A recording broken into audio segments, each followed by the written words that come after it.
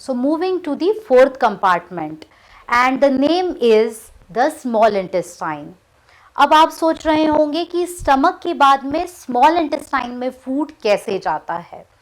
बिल्कुल वैसे ही जैसे कि स्फिंक्टर मसल्स के थ्रू स्टमक में आता है, उसी तरह से स्टमक से फूड आगे मूव करता है और हमारी लॉन्गेस्ट पार्ट जो होता है एलिमेंट्री कनाल का, जिसे कि हम कहते हैं द स्मॉल इंटेस्टाइन में पहुंचता है। And it is the longest part of elementary कनाल। अब लॉन्गेस्ट की जब बात आती है, सो कितना लंबा? Any assumptions? The actual length or the approximate length of the small intestine is 6.5 meter. Yes, आपने बिल्कुल सही सुना है, it is 6.5 meter.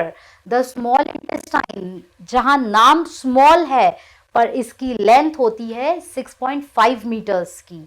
अब आप सोच रहे होंगे कि इतनी लंबी एलिमेंट्री कनाल का पार्ट हमारे शरीर में कैसे रहता है।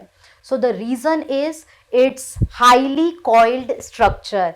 ये बहुत ज़्यादा कॉइल्ड होता है और कॉइल्ड होने के कारण ये हमारे लोअर एब्डोमेन में फिट हो जाता है और काफ़ी छोटी सी जगह में हमारी 6.5 लेंथ की स्मॉल इंटेस्टाइन फिट हो जाती है। What actually happens in the small intestine? The small intestine, जैसे कि मैंने आपको पहले ही बताया, it is the longest part of alimentary canal. यहाँ पर होता है कंप्लीट डाइजेशन आपके कार्बोहाइड्रेट, फैट्स और प्रोटीन्स का। हमने पार्शियल डाइजेशन देखा था, डाइजेशन की प्रोसेस स्टार्ट हो चुकी थी स्टमक में। अब जो कंप्लीट डाइजेशन होगा कार्बोहाइड्रेट, फैट्स और प्रोटीन्स के कॉम्प्लेक्स मॉलिक्यूल्स का, वह होता है हमारे स्मॉल इंटेस्टाइन में।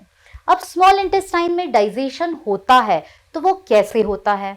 हमने अभी पढ़ा था कि स्टमक्स में डिफरेंट टाइप्स के जूसेस प्रेजेंट होते हैं और यही कॉम्प्लेक्स मॉलिक्यूल्स को सिंपलर मॉलिक्यूल्स में कन्वर्ट कर देते हैं और यहीं पर फाइनल डाइजेशन कार्बोहाइड्रेट, फैट्स और प्रोटीन्स का होता है।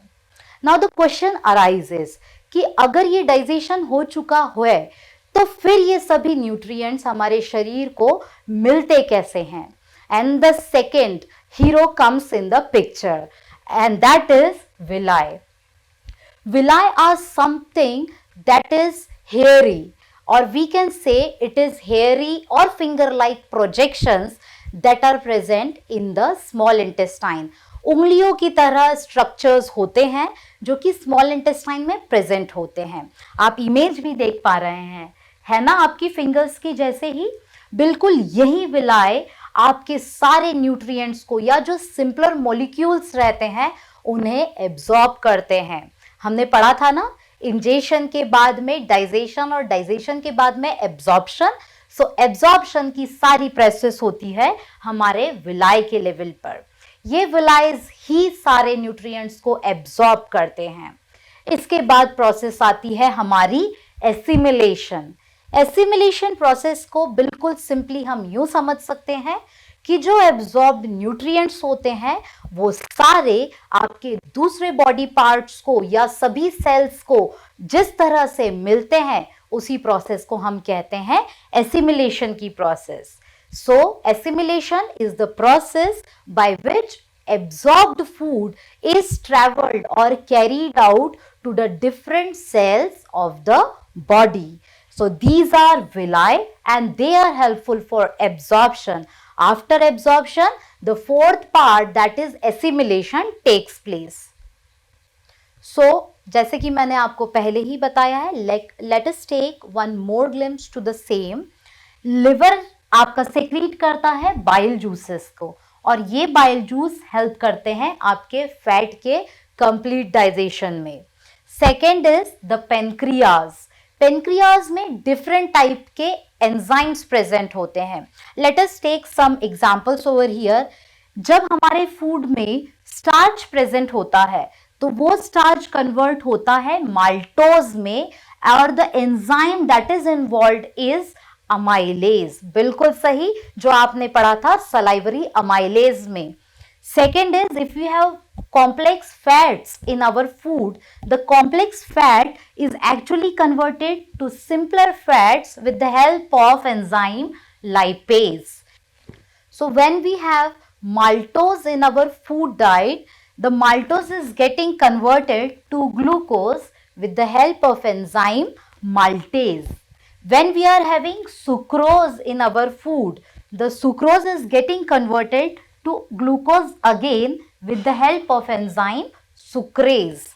When we are having lactose, the lactic products, milk and milk products, so वो सभी प्रोडक्ट्स को जब लैक्टोज कंटेंट रहता है वो लैक्टोज को कन्वर्ट करता है ग्लूकोज में, नॉर्मल शुगर में with the help of enzyme lactase.